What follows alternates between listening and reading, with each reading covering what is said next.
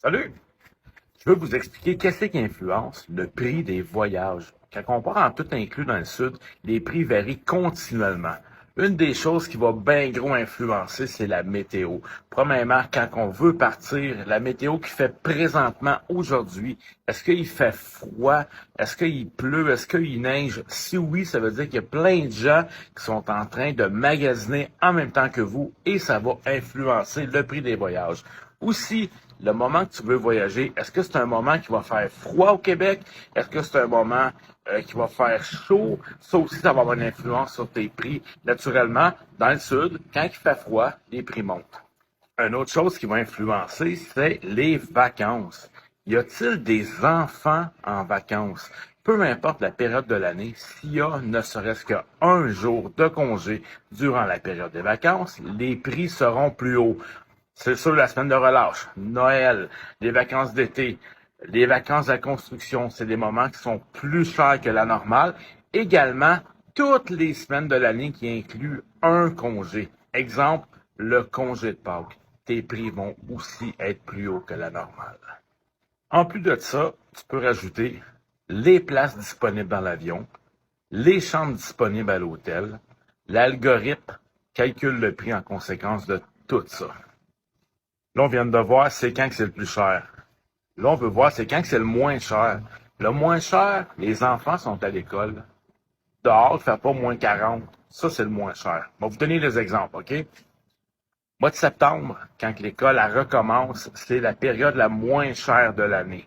La deuxième période, qui est également très bas dans les prix, c'est début juin, avant la fin des classes. C'est les deux périodes les moins chères de l'année.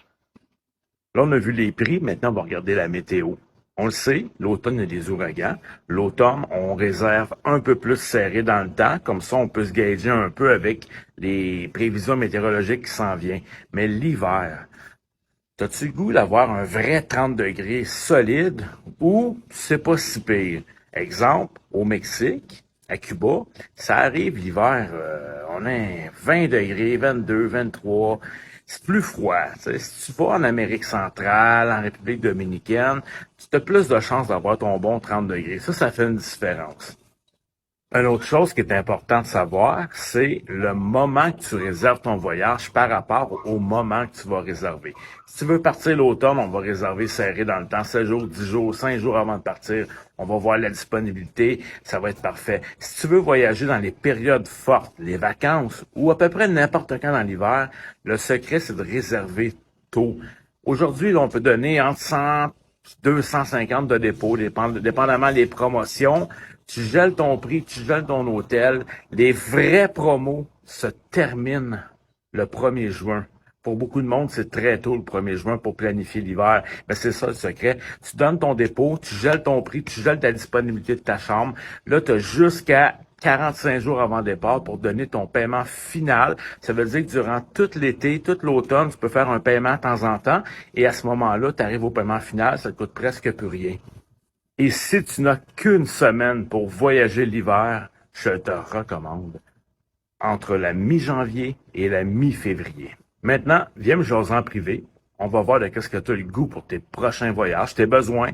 Tu files-tu plus ville, plus plage seulement? On va regarder ça, puis on va trouver un beau paradis pour ton prochain voyage.